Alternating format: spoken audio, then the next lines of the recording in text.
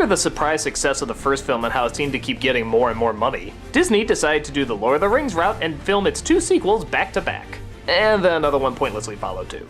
The consensus seems to be that the first sequel is great, the second sequel is awful, and the third sequel is... Wait, there's a third one? Did I just see that?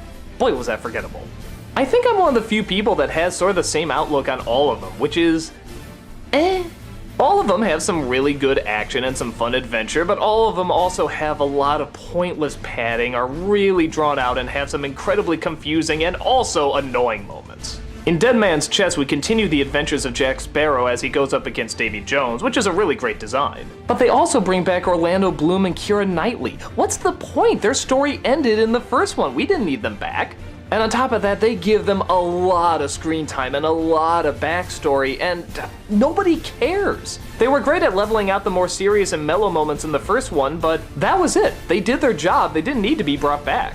And a lot about their story doesn't add up. For example, Orlando Bloom meets his father, and yet in the first film they keep saying how much they look alike. In fact, they keep confusing the two for each other. It's a spitting image of old Bootstrap Bill. Come back to us. But look at these two. Do they look remotely alike? Would you confuse this guy for Orlando Bloom at any moment?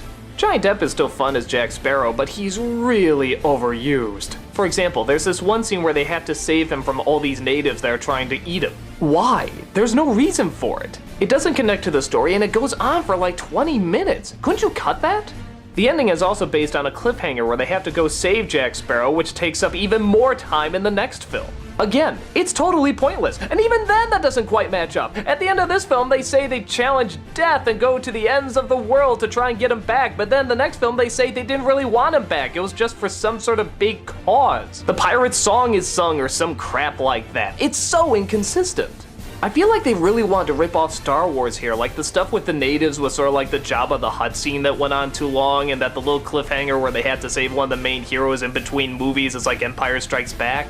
But hey, even in Star Wars, a lot of people said that Jabba scene went on way too long and was kind of pointless. And there was a lot more character and drama that was riding in the Star Wars films than there is in the Pirates films. But God knows they try to shove this stuff in. Orlando Bloom has a lot of drama dedicated to him. Keira Knightley has a lot of drama dedicated to her. Even that guy that was chasing them in the first one, he's back and he partakes in this really big complicated story. And speaking of which, they are really complicated. There's like a ton of things going on in these films. I couldn't follow it and I didn't care.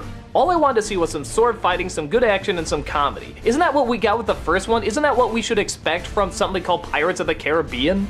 Well, in Dead Man's Chest, we did get a lot of that. One, it stopped trying to shove so many damn plot points in our faces. The characters still get some funny lines, there's a lot of good slapstick. There's a wonderfully choreographed fight scene involving a watermill wheel.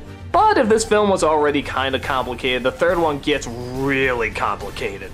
Shuffling in at almost 3 hours with so many plot threads, so many characters not needed.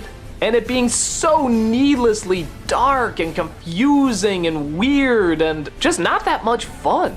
Again, when the comedy is there and the sword fighting and all that good stuff, it's fine. But I just don't get this idea of trying to turn it into this big, grand epic. I mean, sweet Jesus, the film opens with a little boy being hanged. Yeah, sorry Disney, you lost me at hanging little boy.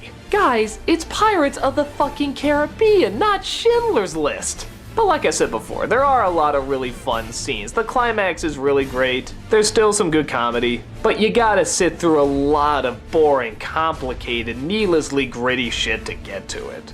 And a lot of people just didn't think it was worth it. Personally, I think it's just a little more annoying than the second one, which didn't knock my socks off all the time either. On Stranger Tides finally got rid of Orlando Bloom and Keira Knightley and decided just to focus on Johnny Depp, so everyone thought it would be better. But again, there's so much focus on this needlessly complicated plot. He's looking for the Fountain of Youth, that should be easy, right? No, they have to get like a diamond from this glass and put it in there, but you have to get the water dripping from a certain side, and one gives you eternal life, one takes it away from you, and then there's also this kind of love interest that poses as Jack Sparrow.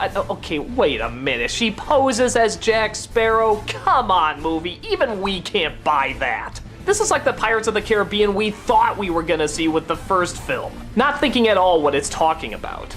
I actually think Noah's brother Miles said it best when he just asked, can't Jack Sparrow just go looking for some treasure? That's all we really want to see. And he's right. The story in the first one was very simple, just pirates trying to lift a curse. With the second, third, and fourth, it's so all over the place, I forget exactly what the stories are. So it's a real mixed bag. I can't think of any sequel that was good all the way through from beginning to end, but I can't think of one that gave me nothing to enjoy either. All of them did have funny moments, and all of them did have some really cool action from time to time. But when they try to get really heavy and really grand and really serious, man, they don't know how to do it. And they shouldn't have to do it. Don't try to tell Lord of the Rings, just tell us Pirates of the Caribbean. That's what we liked with the first flick. So if you're patient enough and willing to sit through a lot of complicated story to get to the fun stuff, you'll definitely get your moments. But if you're looking for something more complete, well-flowing, and better put together, then A Pirate's Life, this ain't.